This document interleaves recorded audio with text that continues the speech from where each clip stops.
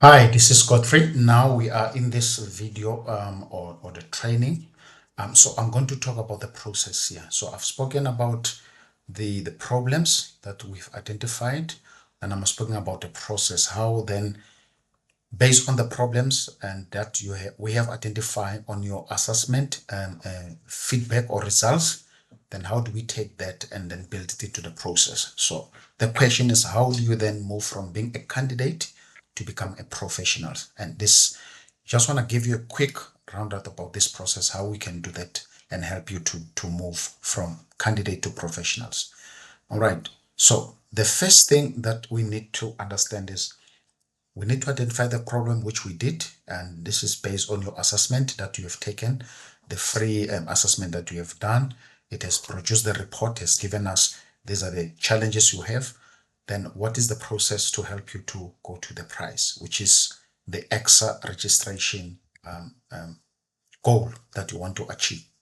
So there are three ways that we do this process. Okay.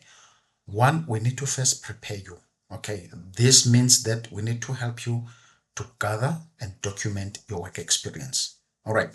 You take your CV, you take everything that you have done for preparing to get your EXA registration. That's the first thing.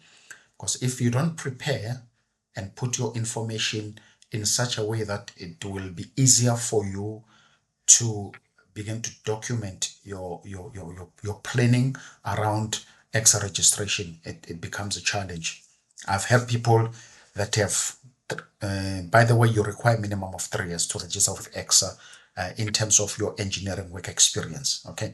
So I've had people with minimum 3 years, 5 years, 10 years, 15 years. And then most of these people, they haven't documented the information. Okay.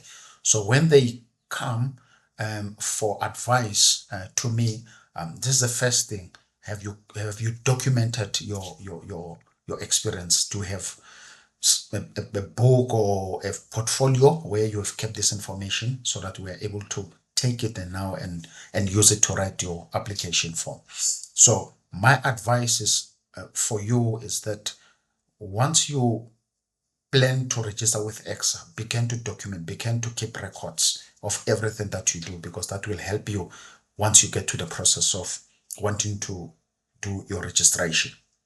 All right. Step two is to organize this information. So this is where you're going to take your experience and you want to align that experience into different EXA's 11 outcome.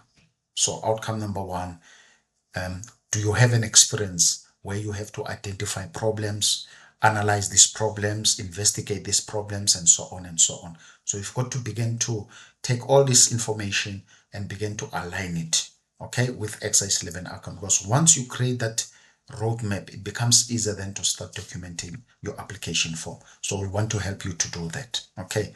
Then the last step is then execute. That means then you've got to provide clear evidence of your competencies when you start executing or writing your EXA application form. So that's very, very critical. This process,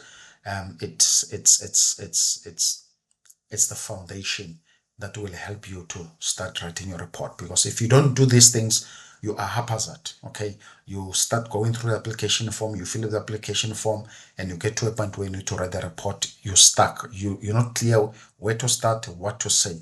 And one of the questions I ask people on the assessment uh, uh, uh, requirement is, do you know exactly where to start? Do you know what to put in your application form? Okay.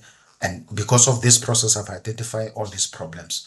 And hence I'm teaching you and I'm sharing and I'm showing you the best way of doing this thing is to prepare yourself, organize your information, and then from there you can begin to execute your application form.